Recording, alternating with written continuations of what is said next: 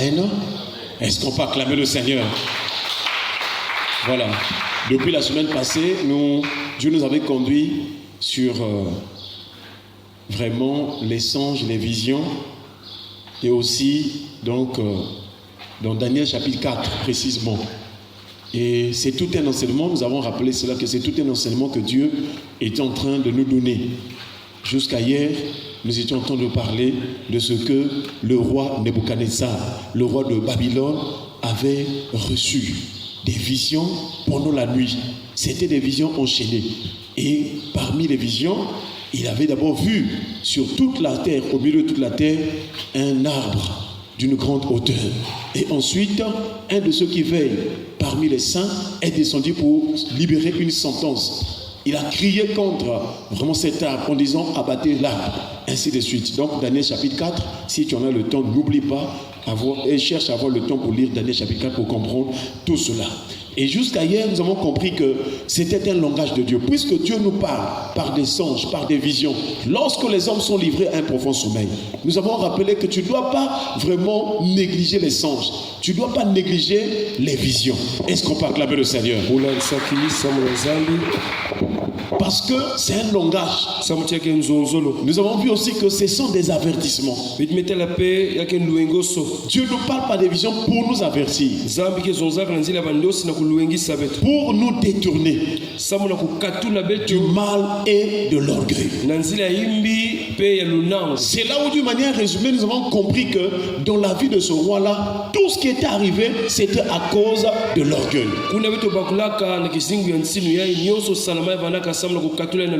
Donc, par la grâce du Seigneur, cette histoire où la vie de ce roi-là nous enseigne une personne à qui Dieu a fait grâce, qui a été élevée, mais cette personne est devenue orgueilleuse.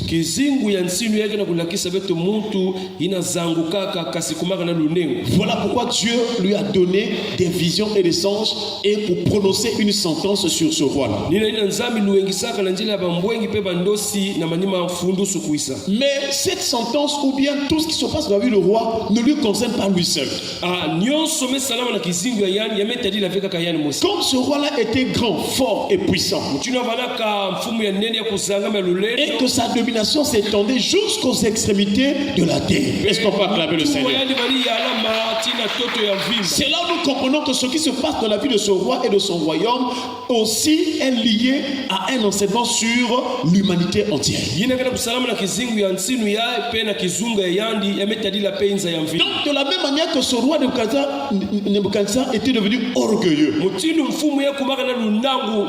nous comprenons aussi que les hommes aussi aujourd'hui sont devenus orgueilleux. C'est une influence quant à la nature humaine. Voilà pourquoi Dieu viendra enseigner. Alors pour ce matin, ce que nous pouvons retenir, c'est que la sentence que Dieu avait libérée sur ce roi-là, c'était à cause de l'orgueil. L'orgueil prépare la chute. S'il y a un péché qui touche les hommes, qui est commun aux hommes, c'est aussi l'orgueil. Pour la plupart des cas, les hommes sont orgueilleux. Les croyants comme les non-croyants. D'une manière ou d'une autre, nous manifestons l'orgueil.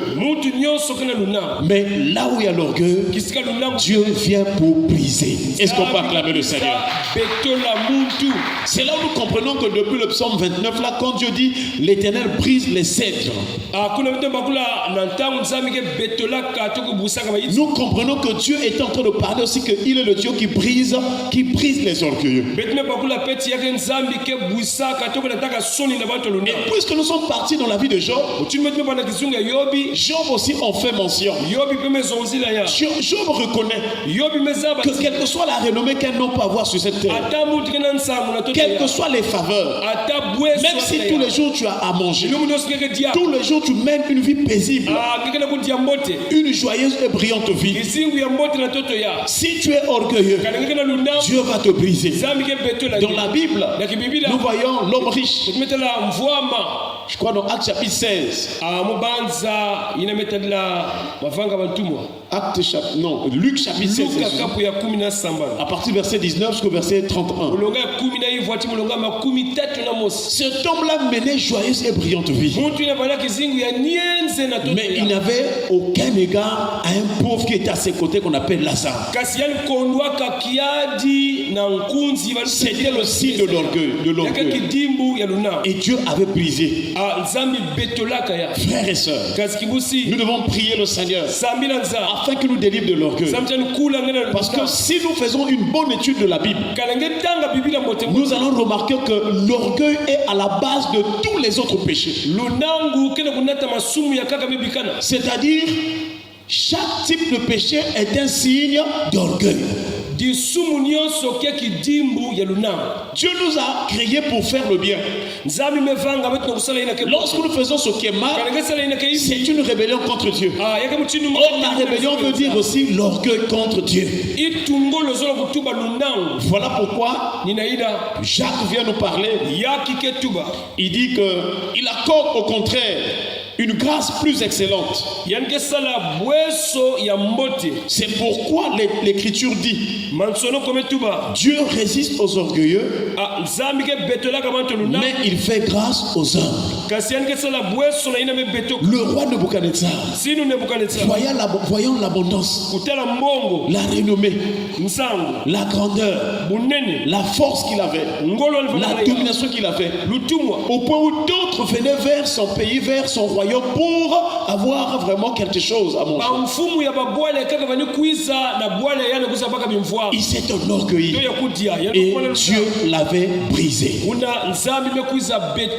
Frères et sœurs, c'est là où Job nous rappelle, dans Job chapitre 9, le verset 13, il est écrit: Dieu ne retire point sa colère, sous lui s'inclinent les appuis de l'orgueil. Lorsque tu te mets dans l'orgueil, lorsque tu vis dans l'orgueil, tu vas attirer la colère de Dieu. Lorsque tu ne veux pas te plier à la volonté de Dieu, tu vas attirer la colère de Dieu. La majorité des hommes et des femmes, la plupart des cas dans ce monde, des gens souffrent, des gens traversent des difficultés. C'est à cause de l'orgueil. Mais ce matin, frères et sœurs, que Dieu nous donne un cœur humble. Et nous voyons, chers frères et sœurs, que le roi Nebuchadnezzar, lui-même à la fin de sa vie, il va reconnaître que malgré la domination, malgré le règne qu'il avait, qu'il ne veut pas vraiment marcher selon l'orgueil. Et lui, il fait mention en disant: Dieu abaisse les orgueilleux. Est-ce qu'on peut acclamer le Seigneur? C'est là où, frères et sœurs, nous lisons dans Daniel chapitre 4 toujours, le verset 37. Ça c'est le roi Nebuchadnezzar qui parle, parce qu'après il a reconnu que c'était tout un enseignement, sa vie, sa royauté, son règne, sa domination, sa chute, et comment ce que Dieu lui avait conseillé pour qu'il abandonne le péché, afin que Dieu le rétablisse encore, ou encore que Dieu lui pardonne.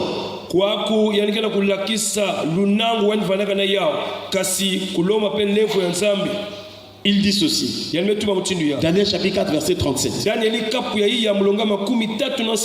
Maintenant, moi Nebuchadnezzar, je loue, j'exalte et je glorifie le roi des cieux. Est-ce qu'on peut acclamer le Seigneur? Dont toutes les œuvres sont vraies et les voies justes. Et qui peut abaisser ceux qui marchent avec orgueil. Voilà comment est-ce que ce roi-là reconnaît que sur cette terre-là, dans la vie des hommes, il faut faire extrêmement attention. Dieu nous a créés pour lui rendre à lui seul la gloire. Quel que soit ce que tu peux avoir, quel que soit l'argent, quelle que soit la renommée, quelles que soient les relations, tu dois apprendre à rendre gloire au Seigneur. Le roi là, il avait presque tout sur le plan social. Mais comme il était orgueilleux,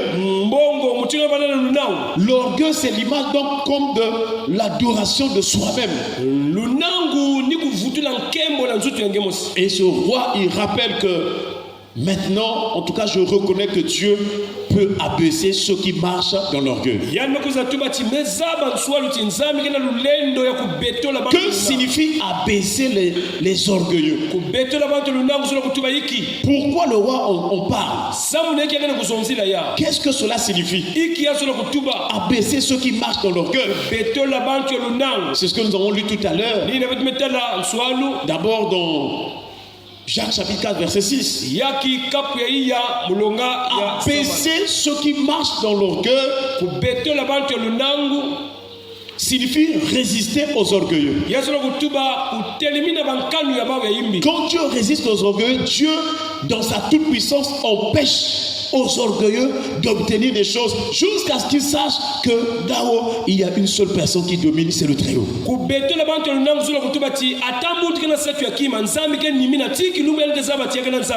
y a des choses que tu n'arrives pas à avoir dans ta vie. C'est à cause de l'orgueil. Dieu a la toute puissance pour t'empêcher d'obtenir ou de posséder quelque chose. Est-ce qu'on peut acclamer le Seigneur? Tant que tu seras orgueilleux, Dieu va bloquer beaucoup de choses. Dieu empêchera l'accomplissement. Il empêchera l'aboutissement de beaucoup de choses dans ta vie. Donc si tu remarques que quand tu fais des projets, tu t'attends à quelque chose, ça n'aboutit jamais. Et va d'abord avec la repentance pour dire Seigneur, peut-être que j'ai été orgueilleux dans tel domaine ou dans tel autre domaine. Reconnais tes péchés et tes iniquités. C'est comme ça que Dieu pourra te restaurer, te pardonner et t'accorder miséricorde et grâce. Que le Seigneur nous pardonne si nous aussi nous sommes comportés comme ce roi. Hier nous avons rappelé cela que beaucoup de chrétiens sont comme ça. Lorsque rien ne marche, ils sont assidus au top. Ils s'attachent à Dieu. Il ne manque pas les cultes. Là quand rien ne marche. Mais dès que la paix, l'abondance, les choses semblent marcher, en tout cas, il n'y a pas de nuisance. Ces chrétiens-là deviennent rares. Rares au culte. On commence à donner des raisons. Quel est ce rendez-vous qui soit plus important que ta vie dans la présence de Dieu? C'est pourquoi je me tente de voir un chrétien qui rate, qui manque le culte. Si c'est peut-être le programme du travail, Dieu sait que tu es au travail. À l'école aussi, Dieu sait. Ou bien d'autres raisons qui soient valables aux yeux de Dieu. Mais si c'est toi-même qui vas au rendez-vous ou qui prend les décisions, pourquoi manquer le culte? Comment? La Bible dit qu'un jour dans ses parvis, il faut mieux que 1000 ailleurs. Que Dieu nous aide à avoir ce cœur-là qui va rester en train de servir Dieu et de lui rendre à lui seul l'adoration. Je t'en supplie mon frère, ma soeur. Tant que tu ne peux pas comprendre que Dieu est la priorité de ta vie, il doit être le désir le plus ardent de ta vie. La présence de Dieu doit être vraiment le désir le plus ardent de ta vie. Si tu ne comprends pas ces choses, rien ne marchera. Mais mets Dieu au cœur de ta vie. Mets d'abord en première place Dieu. Et le Seigneur te fera grâce. Donc une personne qui fait d'une manière partagée les choses entre celle de Dieu et celle du monde, cette personne est orgueilleuse. Mais que ce matin Dieu brise notre cœur. Que le Seigneur nous pardonne pour tout le péché d'orgueil, pour toutes les fois que nous avons été arrogants, Que le Seigneur nous pardonne. Qu'il nous fasse miséricorde ce matin. Et qu'il nous donne de comprendre la marche, la voie du Seigneur. Est-ce qu'on peut acclamer le Seigneur? Baissons les têtes dans la prière. Nous allons remercier le Seigneur pour sa parole. Et nous allons prier le Seigneur au nom de Jésus.